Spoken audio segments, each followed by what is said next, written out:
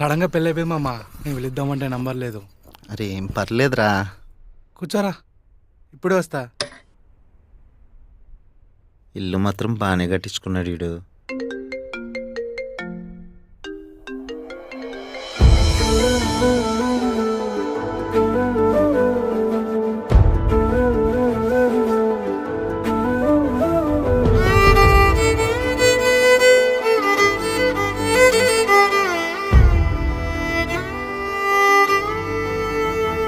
నీ మీద మోసిన నన్ను చిన్న పుత్త లెక్క మెడల మోయలేవా? నెత్తికెత్తుకున్న కదే నిన్ను కాలి మెట్ట లెక్క నన్ను పెట్టుకోవా?